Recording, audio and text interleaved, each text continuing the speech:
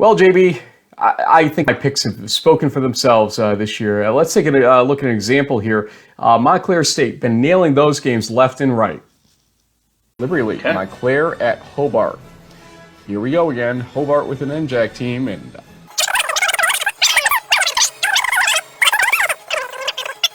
yes, Montclair wins 27-21.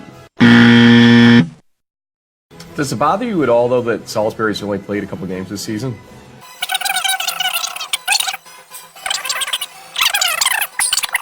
Montclair State wins at 28-20 at home. One thing I was noticing, Montclair got screwed in this whole schedule realignment.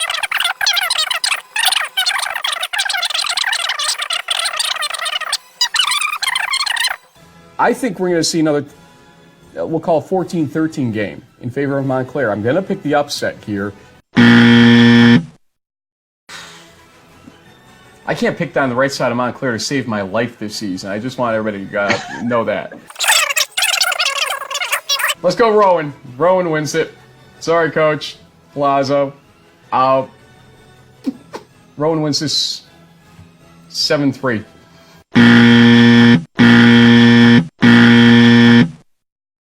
And by nailing those games, I mean nailing myself to the wall because I'm not exactly doing too well right there. Yeah. Mm-hmm. Thanks for digging up those clips for me because you helped me find all that stuff. But, you know, I'm down by 3 games, I think, coming into this Friday. If I had gotten Montclair right, I'd probably be ahead of you right now. So you can thank Coach Palazzo, who actually sent me a note on Friday that said, please don't pick us ever again. Okay, so there you go. But JB, you have the lead. Friday's show is going to prove a lot here, but Montclair can't get on the right side of that team to save my life right now. Do you think it's a jinx thing for me? You know, sometimes you got a 50-50 chance of getting these picks right, Frank. Sometimes it just, you flip the coin the wrong way. What are you going to do? Sometimes or all the time? Anyway, we got a lot more where that came from here. Yeah, I know. This is week 9 of In the Huddle.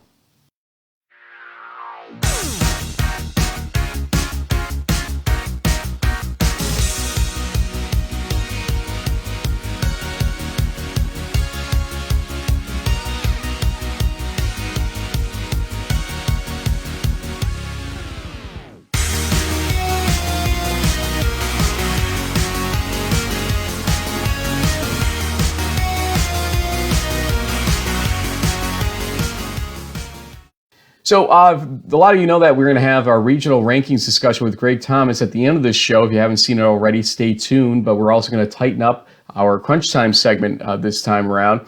We're going to put our schedule and standings page and all that stuff into the Crunchtime itself to compress the show a little bit and make sure that you stay awake for everything until Greg Thomas makes it exciting at the end of the show. Sorry to wake you up there, JB. JB, while you're awake, though, why don't you tell folks about what you saw in week number 9? Week number 9, we saw 3 bids to the field to 32 get punched, and we saw a couple of conferences get that separation in games that kind of surprised us a little bit. So it'll be fun to rattle off. There's some implications going into week 10, and lo and behold, I think we might come back for the 3rd annual D3 Blitzer. The whip around. So if you put your arm up like this, basically you'll see what we'll be doing, like a quad screen, basically. So, you know, high, low, left, right, basically. Yeah. Hi, Nick Banner. Anyway. Hey, Nick Banner. You have a game up in Maine. It's cold. Yeah, and it's going to be an important one, actually, for Springfield to win that, because we'll talk about their implications later on here. We have a lot of games to talk about. We have some schedules and some standings to look at. So let's go to crunch time for week 9.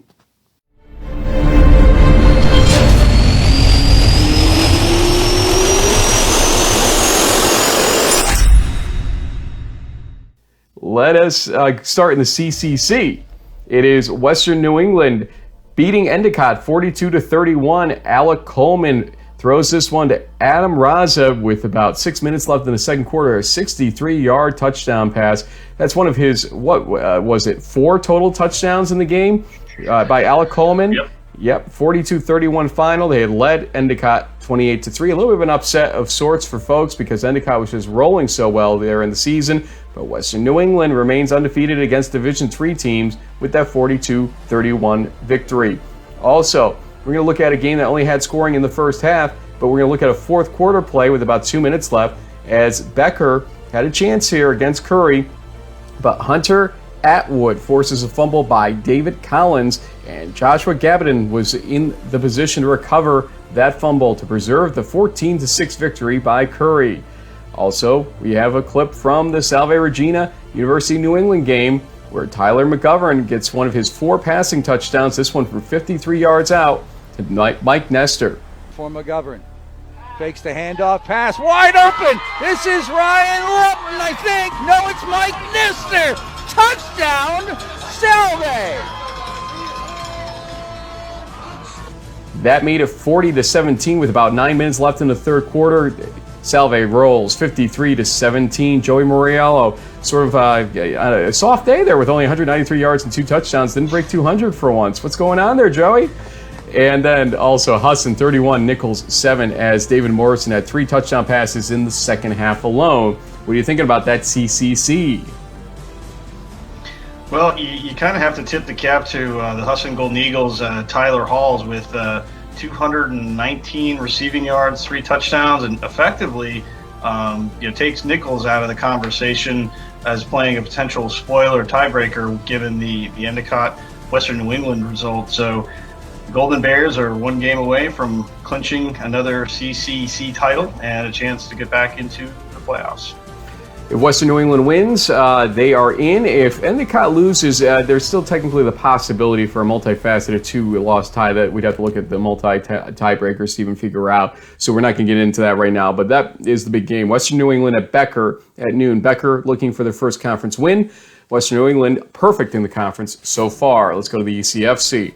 And one of my favorite names, Hezekiah Williamson, has a touchdown here, a 3-yard run, 7:45 left in the third, gives them their first 2-possession lead of the game of SUNY Maritime, and they clinch a playoff spot, 24-13 over Gallaudet, as Williamson and Schiavone had combined for 43 rushes at 257 yards and 2 touchdowns. So SUNY Maritime winning it on the ground, and honestly, we don't know if they'll be a 4-6, 5-5, or 6-4 team in the playoffs, but they are in the playoffs with that win. Castleton 33, Anna Maria 19. Let's look at Dylan Ellis's catch from Jacob McCarthy. This 23-yarder with 13:10 left in the fourth quarter made it 26-19, and Jacob McCarthy had 3 touchdowns on the day. Castleton wins 33-19, and Dean 50, Alfred State 46. But there was defense in this game because they needed to step up, Dean, to protect that lead at the very end. Yeah, at the very end, as the teams combined for 1,000 yards of offense. Plus. But both teams' quarterbacks scored 7 touchdowns. JB, SUNY Maritime, ECFC champs. I mean, not technically the champs. That's the Dean Bulldogs. Oh, good point. And they will be they'll be one of the 4 conference reps into the New England Bowl, assuming that there's 2 of those like there have been in the last couple of years. So congratulations to Dean.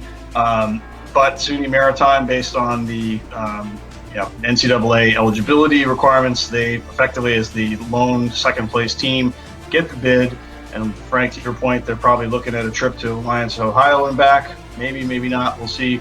But they're in the field, kind of like we expected them to be in the preseason, but not with as good a mark as we thought. I think I predicted that they would win 6 or maybe 7 games this year, and they're going to really have to battle hard these last 2 weeks to get above 500. Schedule shows you SUNY Maritime at Alfred State is the big game to watch this weekend, MASCAC time. And Friday night there was a game between Fitchburg State and Worcester State, and here's a punt block for Fitchburg State's special teams unit that led to a touchdown on that play with about 13 minutes left in the fourth quarter. Steve Lawton had 35 rushes for 141 yards and 2 touchdowns in just 22 minutes of possession time for Worcester State, made it 30-14 Fitchburg State. Also, let's look at a couple of plays here. First, Framingham State against Mass Maritime. Framingham State had an 8-yard TD pass from Adam Wojcinski to Jacob Marr, and then in the second quarter, there was this huge Jail Johnson, I want to say that right, 87-yard kickoff return for a touchdown that made it 16-6 in favor of Framingham State. That was the end of the scoring for that game. 16-6 final as they outgained Mass Maritime 464 to 126 in that game with 11 tackles for loss. Also, no Stephen Gaychuk in this game, it looks like, for Mass Dartmouth, as they beat Western Connecticut 28-12. You're looking at Abby Bangrose from Ryan Quayle. The 20-yard touchdown pass made it 14-6 with 4 minutes left in the first half. Ultimately, it was the defense of Mass Dartmouth. 6 sacks, 7 tackles for loss, 8 pass breakups. And sounds like I'm counting there. And running back Luis Gonzalez with 29 rushes for 140 yards and 2 touchdowns, both in the fourth quarter. Important rushes there. 28-12 final. Finally, in the MASCAC, Bridgewater State 28, Plymouth State 10. Seems like Plymouth State's offense just can't get it cranking right now, as they were outgained 403 to 165. D'Amelia had 266 total yards as quarterback and a touchdown both in the air and on the ground. So you look at the MASCAC standings, and really Framingham State can put things away with this big championship-like game. Obviously, if Bridgewater State wins it, we're not quite done yet, but if Framingham State wins it, it's over. JB, thoughts on that? Well, the one thing that stands out to me, Frank, when you look at these scores is look how low they are. The highest scoring team this weekend was Fitchburg with 30. So looking like defense is really starting to play a big role in the MASCAC race, and I think it ultimately will come down to the Framingham Rams defense going up against that high-powered Bears offense that's led by Stephen D'Amelia from Bridgewater State. Should be a great game. We kind of had that one circled on the calendar as a possible conference title game. After the rough start of both of those teams, we weren't sure. Kind of right back to where we thought we'd be, and it comes down to pretty much the whole thing in Week 10. Let's go to the NEWMAC. We have plenty of clips from this game. WPI at MIT. Let's start in the second quarter with about 10 minutes left. Clark Ewan from Julian Nyland, 77-yard touchdown, made it 9-0. But what else happened in that whole scoring affair was the following. This extra point block by Sean Kent. He goes 98 yards to make it 9-2. Now, normally we wouldn't talk about this, but it's a pretty important play in the grand scheme of things. And here's, we'll keep going down as to why that's the case. Mark Wright kicks a 43-yard field goal with 4 minutes left in the fourth quarter. Made it 19-16 MIT, but Connor Field gets a 1-yard touchdown to make it 22-19 WPI at that point. So, of course, you're going to see Mark Wright kick yet another 40-plus yard field goal with nothing left on the clock. Yeah, why not? 41-yarder is good. So we go to overtime, and ultimately, it's MIT with a chance to win it at the end of the second overtime. Here's the call. As Mock in the shotgun, takes the handoff, throws down the sideline, man open! And a touchdown! MIT wins! Oh my goodness! Yeah, baby! And it was Shepard catching the ball in the corner of the end zone. And they stormed the field. MIT. They're excited in Cambridge as Chris Mock to Kathan Shepard with 23 yards out ends that game 28-22. MIT makes a mess of the NEWMAC. Why not? It happens every year. 5 lead changes in the game. Mark Wright, kudos to him. The block also, there's another extra point block that we were showing earlier, I should point out, after the Connor Field touchdown. And so, I mean, there was special teams galore that made this game what it was. Again, 28-22 MIT. Let's go to Catholic at hosting Norwich. So right now, you're going to see Brady Berger in his quarterback in a 4th and 10 play at the end of the game with Catholic down 27-24, and he needs 10 yards on 4th down. He doesn't get it. Oh, but he is hit hard, and there's a flag. He is knocked out of this game, though, After the penalties assessed, it's first down, still Catholic. So why not put a freshman in there, Evan O'Donnell? Yeah, I mean, that's not going to result in points, fresh off the bench like that. Well, he finds Trey Carson for 6 yards out from 6 seconds left. And here's the actual call of that play. O'Donnell looks left, throws. Trey Carson, touchdown! Catholic has the lead.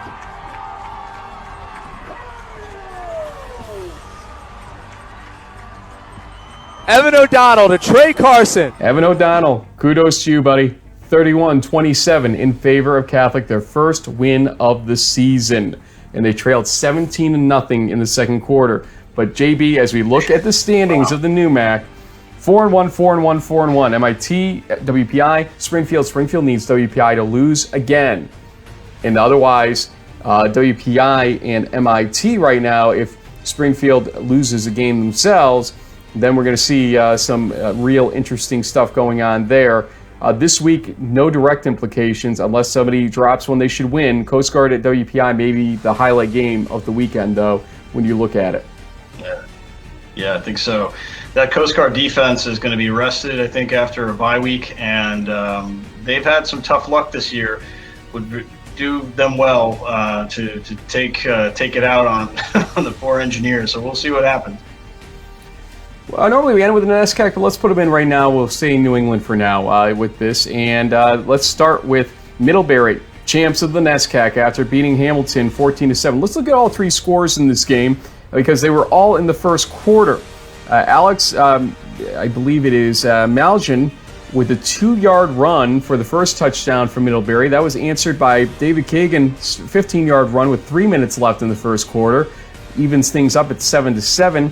But there's Maljan again with a touchdown with 1:17 left from 16 yards out this time to make it a 14-7 Middlebury final and NESCAC championship.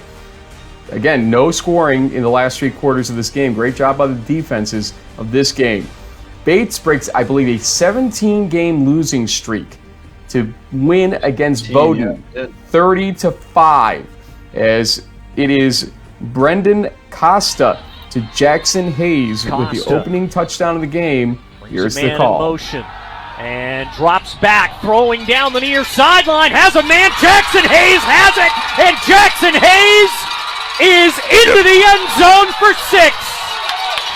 They were getting excited at Bates with that 54-yard touchdown, 30-5 final. Costa had 275 total yards and 3 passing touchdowns. And Wesleyan, in overtime, wins against Williams 27-21. Let's see the final touchdown by David Estevez. It's a 25-yard running touchdown for the win, 27-21. Wesleyan moves to 7-1, but obviously too little too late for them because of the Middlebury loss earlier in the season. Trinity 21, Amherst 7. Trinity moves to 5-3 as they force 3 turnovers in that game. And Tufts beats Colby 35-10 as Tufts outgained Colby 464-237. The NESCAC is decided, but the biggest little game in America is next on the Williams-Amherst slate of games here. And this is the last weekend of NESCAC play, JB, as things kind of shifted a little bit here, it looks like, on their schedule to weeks 2 through 10. So with this, what are you looking for in the final week of NESCAC? Well, I mean, I think, if you're Middlebury, you want to see your team finish strong. Tufts is not a guaranteed win. They are 4-4. They took it to Colby this past weekend. They beat Trinity back in the first week of NESCAC play, so they have to be taken seriously. The biggest little game maybe has a little bit of a lack of luster with teams coming in with 6-2 and 4-4 marks. Actually, Frank, the Trinity win at Amherst is the first time that's happened in like 20 or something years. It's been a while since the Bantams have won up there, apparently. But interesting year in the NESCAC. Credit to Middlebury for running the table. There is some question mark though, as whether or not Will Jernigan is healthy. I've seen some rumors out there that he may or may not be 100%. But like at the end of the day, even if they finish 8-1, they have the head-to-head win over a Wesleyan team. So they're still your champs no matter how you slice it. Empire 8 time. We've talked about the Brockport at Cortland game, 32-26 in depth. Brockport's come from behind win in overtime. You'll want to go back to our earlier episode for those details. Remember, Brockport trailed 23-0 at one point, 23-7 at the half, and Jaleh Code with 39 rushes, 210 yards, and 2 touchdowns, both in the fourth quarter. Let's look at some a clip here. Maki Medici's 4th field goal in a row, and this one was the biggest by far because it made it a game that was out of reach. It was from 48 yards out. Here's the call. There's the snap, the kick, it's up. It is good. Oh my gosh, it just got over the cleared crossbar. the goal, Yep. and it makes the score 19-10. Utica just about put the game out of reach. Those were the Alfred announcers calling, and they were in awe as much as anybody there. 19-10, Utica beats Alfred. A little bit of a surprise for a lot of folks. It was tied 10-10 at halftime, but again, field goal in the second half was enough for Utica. And we'll see if Alfred can bounce back against who? Brockport. Talk more about that in a second.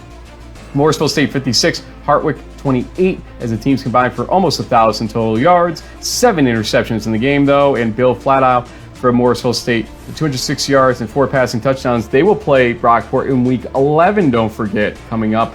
But JB, Brockport wins this game against Alfred that you see on the screen, then it is over. If they don't, then they still have to win against Morrisville State. Yeah, and interestingly enough, Frank, both Alfred, Utica, and Morrisville State are all kind of scraping away here, trying to hang on to some form of postseason bowl berths. I know both Utica and Morrisville have declared for the ECACs. Alfred may or may not sneak into the New York State Bowl, which supposedly may or may not still be happening. So it's still a lot at stake for all these teams, but obviously Brockport, if they can beat the Saxons Saturday, they're, once again, I think the 3rd year in a row, the Empire 8 champs. Union at Ithaca in the Liberty League is where we'll start, but again, we'll point you back to the previous episode this week to look at the detailed video, etc. on that game and interviews. IK Erebor with 181 yards rushing, 3 touchdowns, and the Union defense with 2 interceptions and a forced fumble. They held Ithaca to 4 for 12 on 3rd down, 1 for 4 on 4th down on the day. So we'll go back and look at that one. 31-21, Union wins and goes to 8-0. Hobart, check that. We'll go to RPI next. RPI wins 28-26. Here's a touchdown late in the game with 7 minutes left. Is looking over the middle. That is complete. This will be a first down for RPI. Lombardi to the 15, takes a tackle to the 10, to the 5. Lombardi is in for the touchdown. RPI leads 27-24. Peter Lombardi from George Marinopoulos from 28 yards out was that play. It finished at 28-26. After it was a safety gained by Buffalo State late, I'm assuming based on they were deep in their own territory, RPI, and decided to kick off instead. I didn't see exactly what happened there.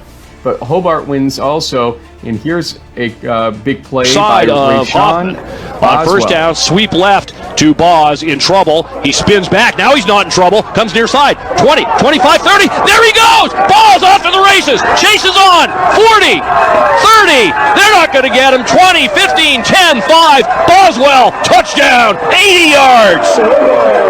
80 yards. Ted Baker, thanks for that call. And Kurt Stott, thanks for the call in the RPI game, by the way.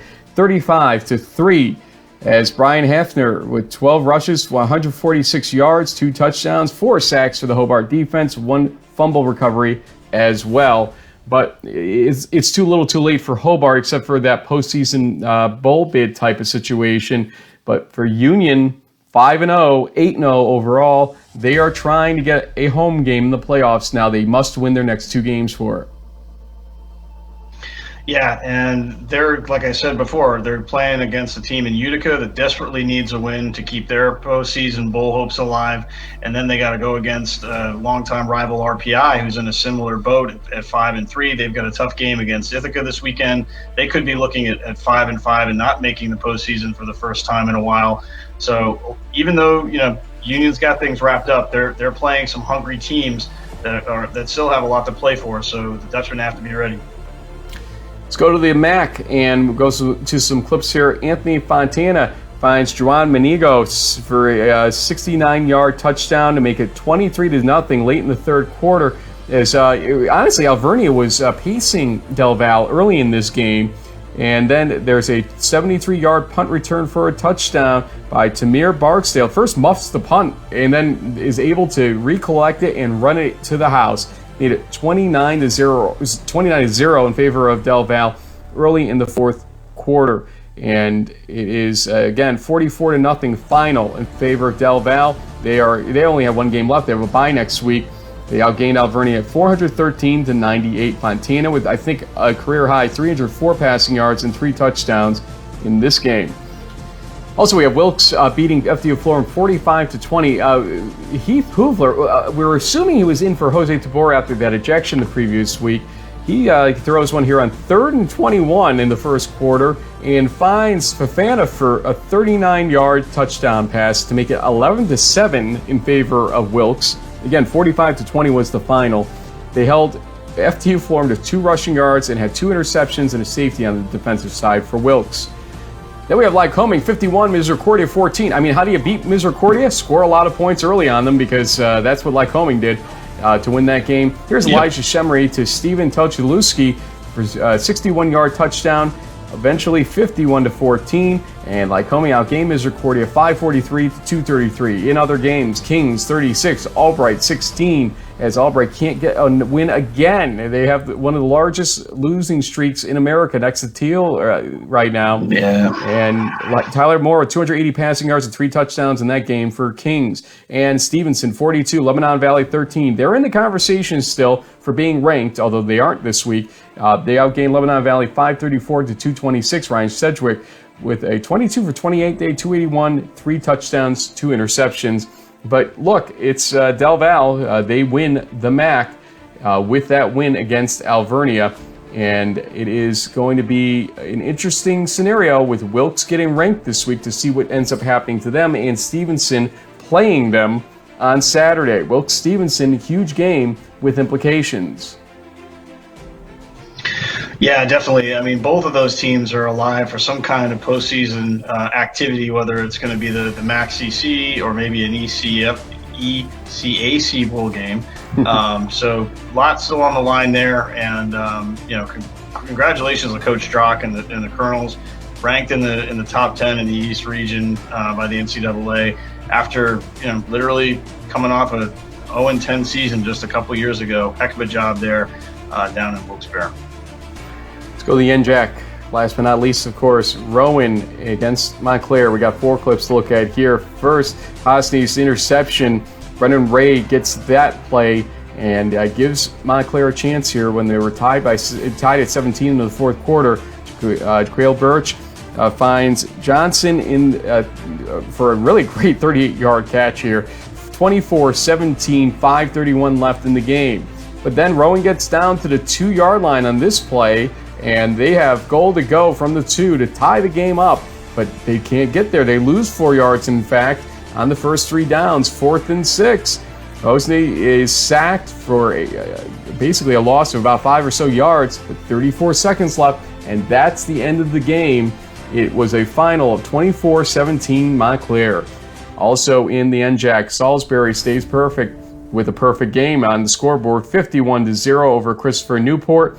They outgained CNU 598-155. Wesley 31, TCNJ 13. The longest drive for Wesley's offense was just 7 plays. They scored either early or not at all, pretty much on those drives.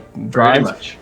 Kane 37, William Patterson 0, as Kane outgained Patterson 294-133. And that is crunch time for week 9 of 2019.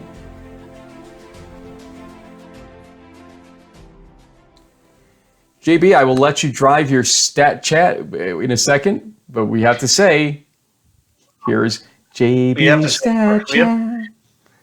Yeah, we can do the little thing. What we have to say, I don't know if did we go over the NJAC games, because technically Salisbury hasn't clinched just yet. They are close. They have I think they can do it after Saturday's game, given the head-to-head win over Wesley, but. Salisbury is definitely one of the teams in the stat chat, as they score 51 points Morrisville State scored 56, and I actually, since I've been reprimanded in the past by the Salve faithful, I realize you guys see 3. So I'll throw that out there. I should have included it, so it's my bad. We mentioned it earlier, that crazy Dean Alfred State game. Terrell Watts, 7 passing TDs. Deshaun Wilson, 7 TDs, 4 passes, 3 rushing in that crazy game. Union's Ike Erebor, though, he might have been the player of the weekend for me, Frank, with the 181 rush yards and 3 touchdowns. Really put Union over the top against a strong Ithaca defense and really made a big difference in them being able to win their first ever game at Butterfield Stadium. No small feat there. And then finally, Lyco's Shemery, as you mentioned before, six touchdowns that he had. Big day for the Warriors. As far as defense, I mean, Salisbury with the shutout. Keene had a shutout. Kane. Okay, Kane. Western New England's Eric Koutman, I guess you might say. I'm not sure how you pronounce that, but he had 23 tackles, Frank. That's got to be a season high for any team. I haven't seen anybody with more than he's the 20. man. Forget the first 4 letters of his name. He's the man when you have a situation like that.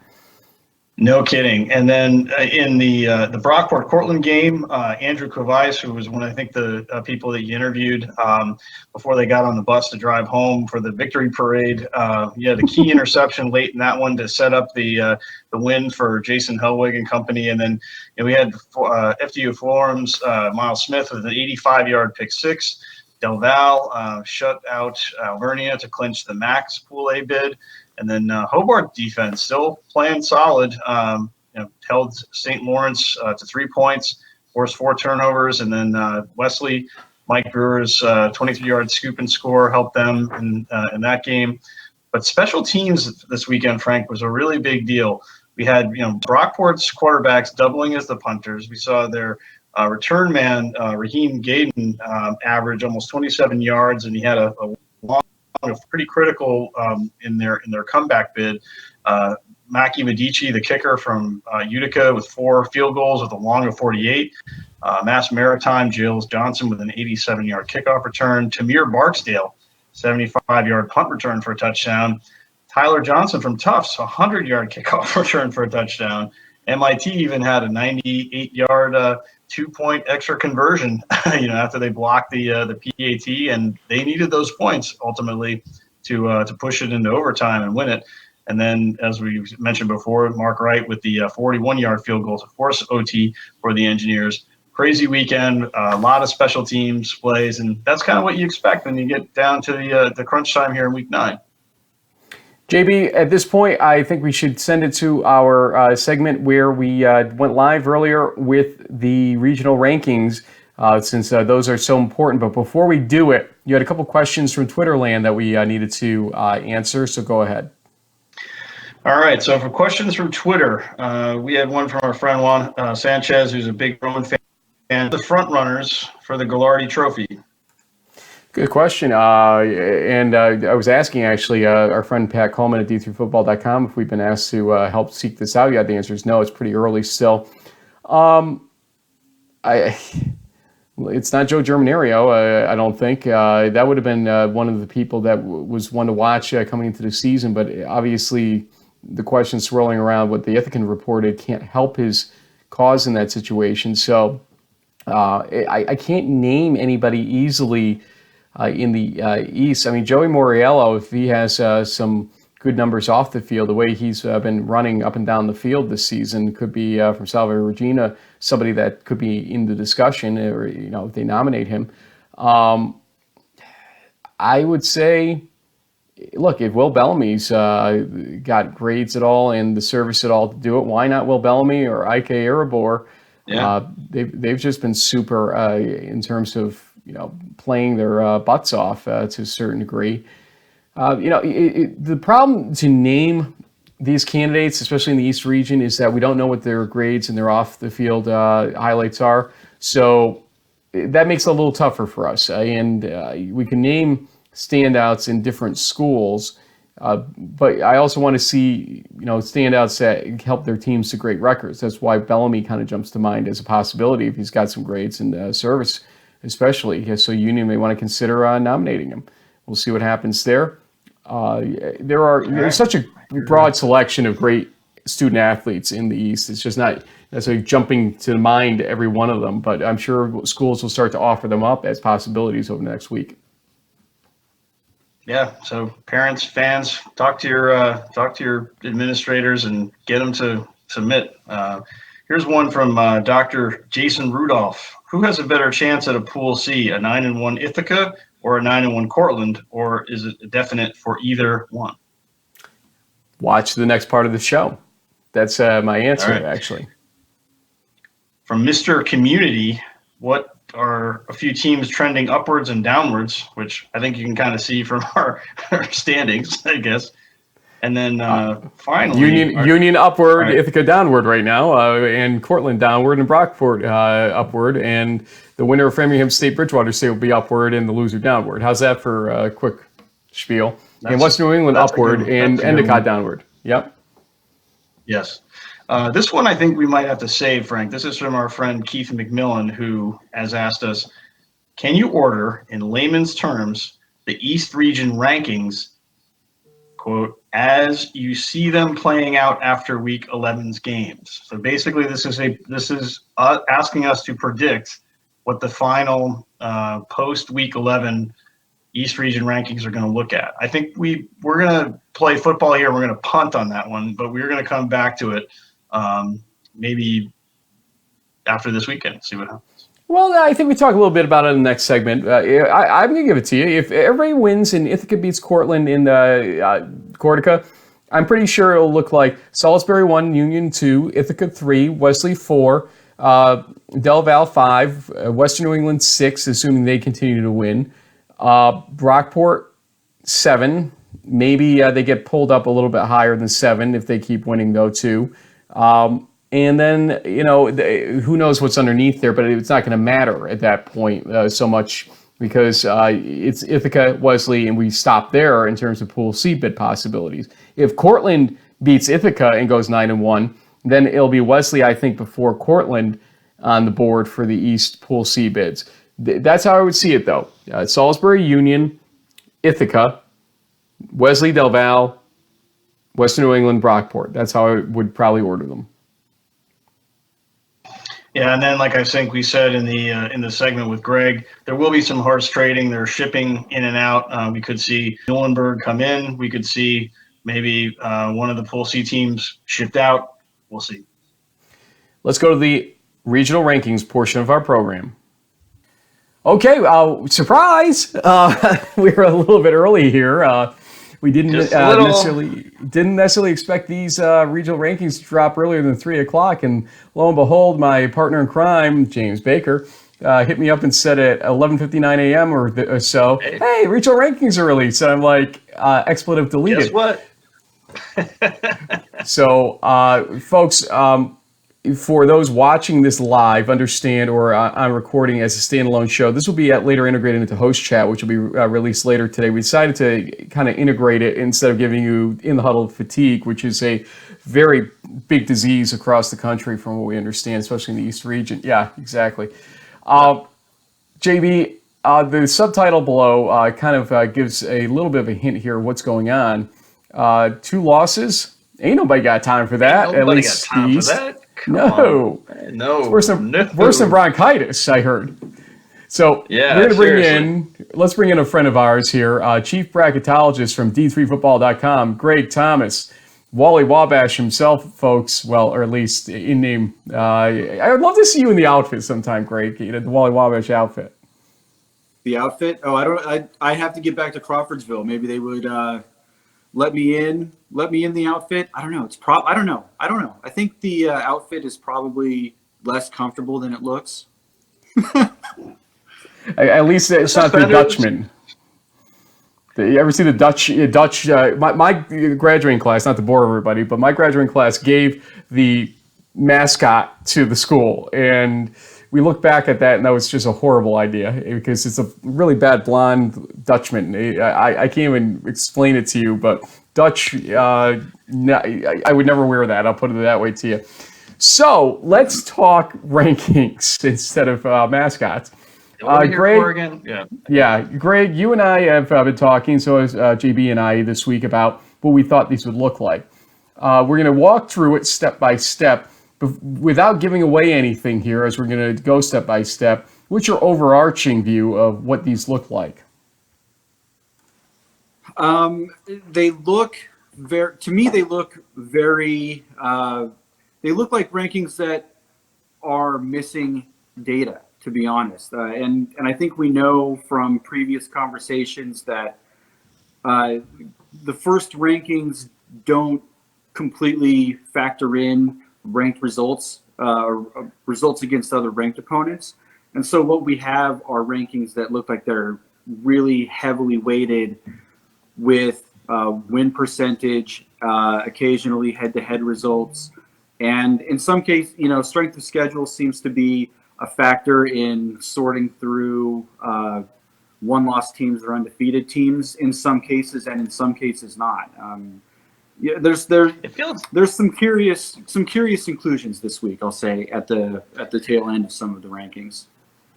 Well, I know you know this stuff better than me, Greg, but even from a more of a layman, where I'm coming from, it does seem like, compared to prior years, that the strength of schedule part of the criteria, at least in this group, seems like it's a little less weighted than it's been in the past. And maybe that was intentional, maybe not. Maybe it's just a kind of coincidence. I mean, there's a lot of the usual suspects. I mean, when Frank and I were looking at kind of our own mock, like the top order didn't surprise us really, but really it's the bottom half of some of these where it's kind of like, well, where did that come from? Calling a timeout. Let's go through them because we're kind of talking in parables to our friends that might not have seen them yet. And we're going to put them up on the screen here very slowly and deliberately. And we'll talk through them because some of the font gets too small for, I would say, the upper right window that we've used in the past. We will keep it in the big screen and then bounce back and forth out of it. So that's why we're doing it this way. Number 1, Salisbury at 7-0. SOS is 509. And what we're going to look at here is their Week 8 and Week 9 versus regionally ranked opponents. Backward looking to last week's, what we think the rankings look like, and then forward looking to this week where the rankings actually landed. And so when we do this, Salisbury ends up with a 1-0 and then a 2-0 because Wisconsin Oshkosh got ranked 9th, I think it was, out in the West region. So they added a regionally ranked opponent. Oshkosh was not ranked after their loss a couple weeks ago. So their remaining schedule, not strong. TCNJ and William Patterson coming up. I don't think we're surprised by this, Greg. Are we, that Salisbury's still number 1 here?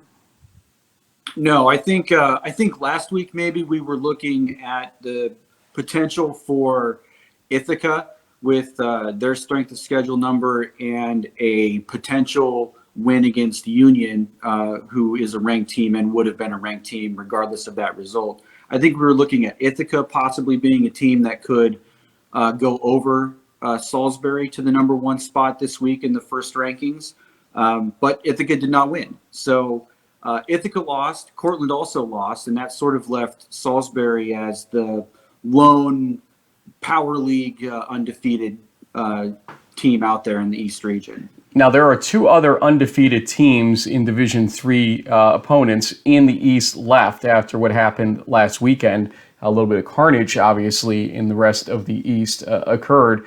I think we entered the week with 6 undefeated teams, left it with 3, if memory serves. So let's see where they are. Do they jump teams like Wesley here, like Union? Did they jump anyone? Let's see what happens here as we continue to number 2. Wesley is remaining at the number 2 slot that we had predicted last week with that strong 577 strength of schedule. 2-1 and 1-1 because Endicott, which we think was a ranked team last week, drops out of the list. A little hint going on there. Their remaining opponents versus Kane and versus CNU, that 577 is going to be dropping over the next couple of weeks, Greg. I think that's pretty clear to us and probably precipitously. One of the things we want to capture here is a little bit the forward-looking scenario as to what's going to happen in a couple weeks when, if these teams win out, everybody wins out to the degree that's possible, what will happen to their strength of schedule? So that's why we're including the remaining schedule it's going to drop way off. And JB, you're going to give a little detail about Kane and CNU, I think. Yeah, combined 5 and 11 between those two squads. I don't know how that translates from the SOS formula to how much it's going to drop it down. The one thing that could become interesting, Greg, is that with Ithaca having to play 2 games against teams with a combined 12 and 4 record, their strength of schedule is definitely going up, and they could actually jump Wesley in the strength of schedule. We did get a question on Twitter as what happens there. I don't know. I mean, the fact that Wesley's starting out at number 2 is clearly has them pretty high up on the board. But if that number starts to drop, or if they don't look great in the wins against Kane and William Patterson, I don't know. I mean, if there's only going to be one Pool C, it might come down to Wesley and Ithaca. It may, and I think today's rankings are sort of good news, bad news for Wesley. I think it's nice to be ranked number 2 and have that position as the top ranked at-large team. But if you look at, we're one day after Election Day. If you look at results still left to come in for Wesley, their strength of schedule is certainly at a high water mark.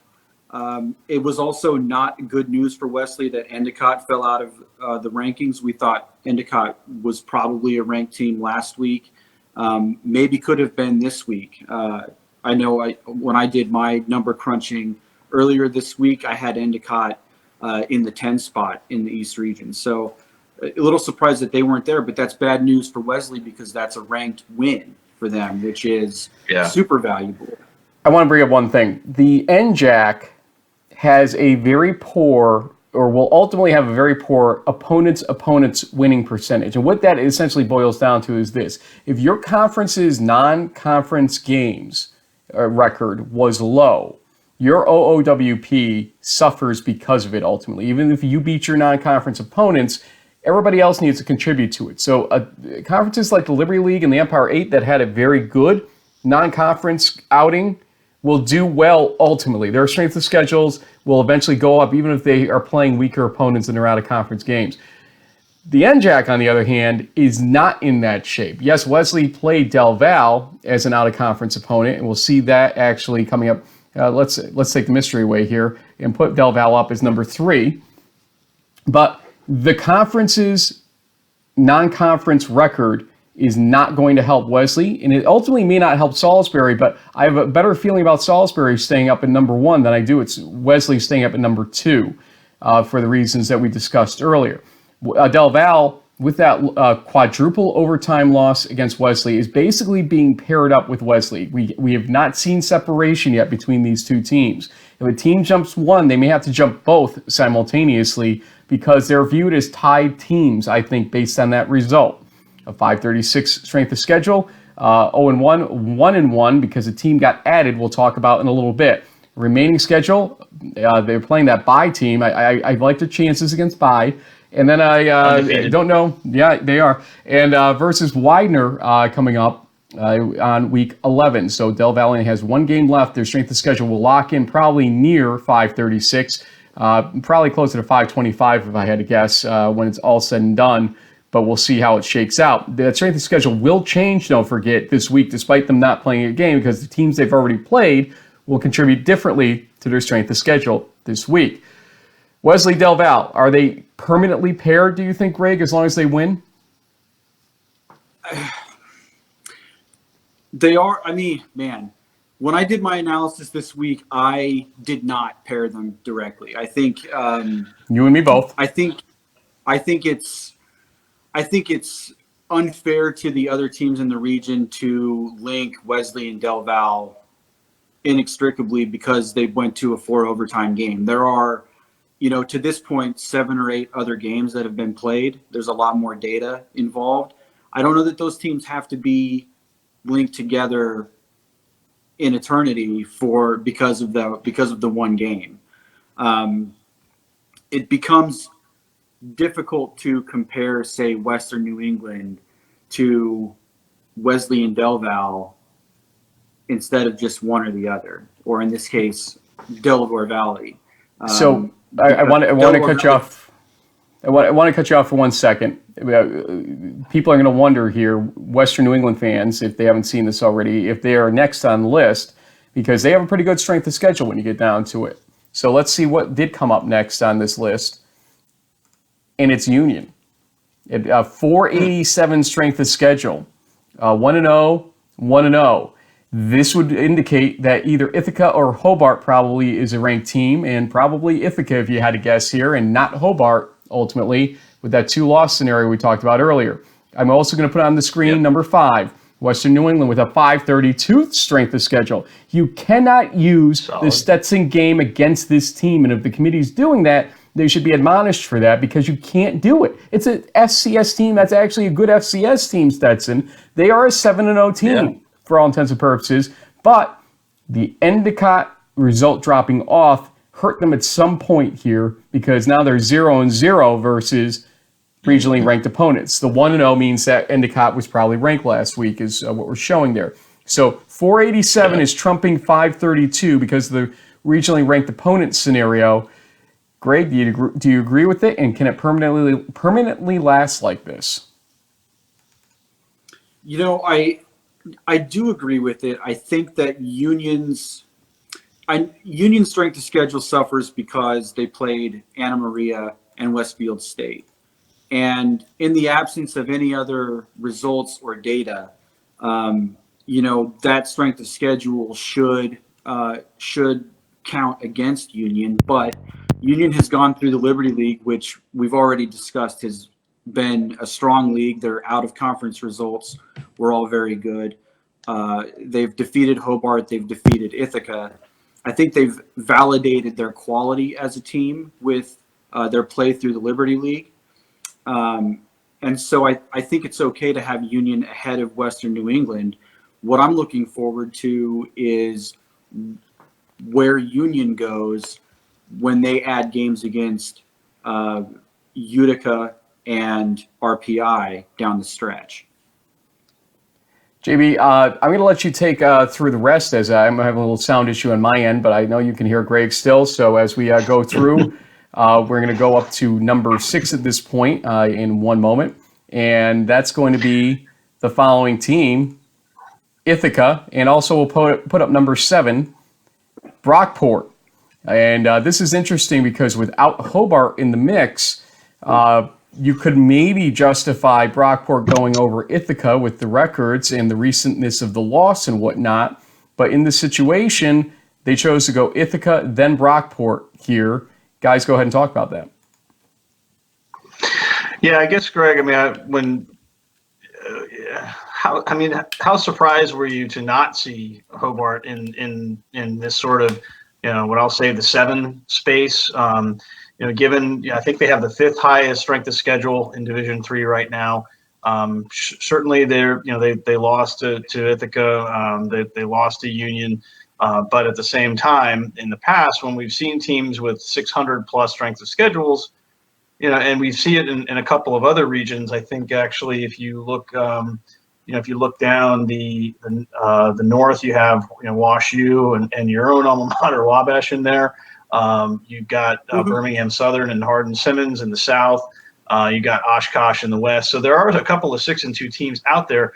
Why do you think it was that Hobart got left off, and especially given the fact that they do have that head-to-head win over what appears to be number 7 Brockport? Hobart being left off is a bit of a head scratcher for me this week, particularly given other results from last week, Endicott losing in particular. We haven't quite got down to the end yet with the teams that are in instead of Hobart. But it is difficult to see Hobart with a strength of schedule that is 150 or almost 200 points higher than some other teams that were included in these rankings. With a win against a ranked opponent and a couple of other results against a couple of losses against ranked opponents. I mean, Hobart's profile for being ranked is very good, if not for being an at-large invitation candidate. Certainly, they present in the criteria like a team that could be ranked in the top 10. as it relates to Hobart in the Ithaca-Brockport scenario, Hobart is a common opponent. Ithaca beat Hobart. Brockport lost to Hobart. So that order with that data makes sense. That's right. Okay. So we're going to go at this point to number 8, it looks like, and it is going to be Cortland. Brockport beating Cortland, obviously. Not much discussion you need to do there. So let's kind of look at what comes up next as well. And that is, well, what is this doing here? WPI, a team that lost last week, is sticking there at number 9. And number 10 is Wilkes. But do you notice the common bond going on here at everything from 6 to 10? It's win-loss record. 7-1, 7-1, 7-1, 7-1, 7-1. Looks like this was done on purpose. 457 strength of schedule, 437 strength of schedule is atrocious at this phase of the season. And the regionally ranked opponent situation doesn't make it any better for Wilkes, especially having lost to Delaware Valley and WPI having no result.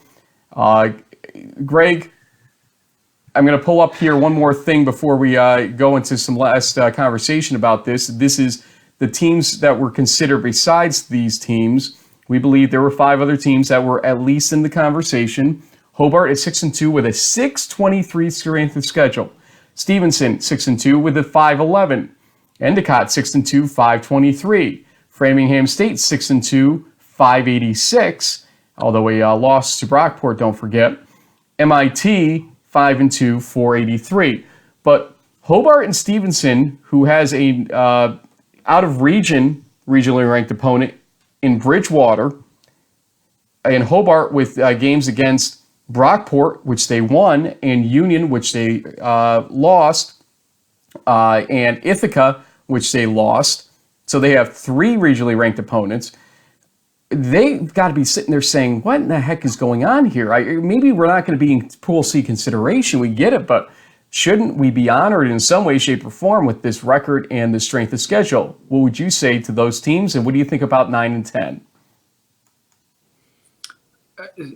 Those are probably the 2 biggest surprises in all of the rankings, not just the East region, but maybe all of the rankings. There's one other kind of weird one out there in the West, but those strengths of schedule, what was it? 457 and 437. In a group of teams that have just one more loss than those teams, groups of teams that have multiple results against ranked opponents and strengths of schedule that are over 100 points stronger, ranked ahead of even 2 loss teams that have built a stronger foundation in the primary criteria. Win percentage is a criteria, but also, the quality of your opponents and results against other quality opponents have to matter. And those are also built into the criteria, and they just seem to have not been factored in this week. JB, what are you thinking on this one? I think, the WPI one, if they had won against MIT, even if it was an OT and they ended up 8-0, it would make a lot of sense for them to pop into this list, maybe, below Brockport still. But with the combination of the loss and some of the other criteria is just a bit of a head scratcher there, especially when you consider kind of in the past how the committee has looked at these teams. I mean, the Wilkes thing is interesting in the sense that, their only loss is to Del Val, but like you said, there isn't a lot of other, kind of crossover going on there. There's certainly way more crossover with a team like a Hobart, and then I guess even to a certain extent with Endicott, whose 2 losses are to number 2 and number 5. They really gave Wesley a close call, but then again they lost to Western New England. So it's interesting, especially when it comes down to when you're thinking about, let's say that Pool C does ultimately come down in the East region between Ithaca and Wesley, the absence of Endicott is a problem for Wesley. And it would be kind of a shame that they could get potentially passed over, I suppose. But at least for now, being in that number 2 position gives them a little bit of security. But their statistics, like the strength of schedule, is going to drop. They will end up with the same record potentially as either Ithaca or Cortland. Whoever finishes that Cortica game 9-1 will likely get some pretty serious consideration from the committee. But the chances of the East region getting in 2 Pool Cs in this, with only 5 to go around, it's really hard to see. I mean, I know, Greg, you have a bet, maybe, and you, Frank, as a top 25 voter, have a better view on some of those other C teams out there in the North and the South and the West. But it just seems statistically the likelihood of the East being the region that gets in 2 at-large candidates seems kind of low to me. But I guess we'll see. A lot's got to play out coming up in the next few weeks, and we're going to have to look at teams or conferences that have 0 or 1 losses, or both 0 or 1 loss teams, multiple of them right now. And there may be 2 loss teams that do get a look, a team with an extremely strong strength of schedule and a decent regionally ranked opponent number. But right now, it looks like that the committee, at least nationally, is trying to use win-loss as a primary indicator more than strength of schedule. So I think we're going to be stuck the way they're acting right now with one loss teams as the potential Pool C candidates across the board until we run out of them, if we run out of them at all. Do you agree, disagree? Do you think the East has a chance for 2 Pool C teams? Where are we on that one? Frank, I do think that the East does have a chance for 2 Pool C teams. I think that the table is set in these East rankings for some upward movement, particularly of the Liberty League teams. Like I said, if Union gets to 10-0 and Wesley's criteria fall a little bit, with Endicott not being a ranked team and with their SOS coming down, I think you can see Union, if they get all the way to 10-0, climb up to number 2 in the rankings. And that's going to pull Ithaca up with them. Ithaca, if they win the Cortica Jug game, they're going to get a strength of schedule boost at the end as well. I know who is Ithaca's game this week? RPI, who's 5-3. RPI's okay. So Ithaca's going to get a little bit of a strength of schedule boost as well. I think there is a decent chance that Hobart ends up in the rankings at some point if they can complete their season undefeated, or not undefeated, but win their last 2 games, which will give Ithaca a ranked result. And then you're going to have a really tough decision in the East region, what to do with Ithaca versus Wesley. If you're that regional committee, you want to set the table to maximize your chances for multiple bids.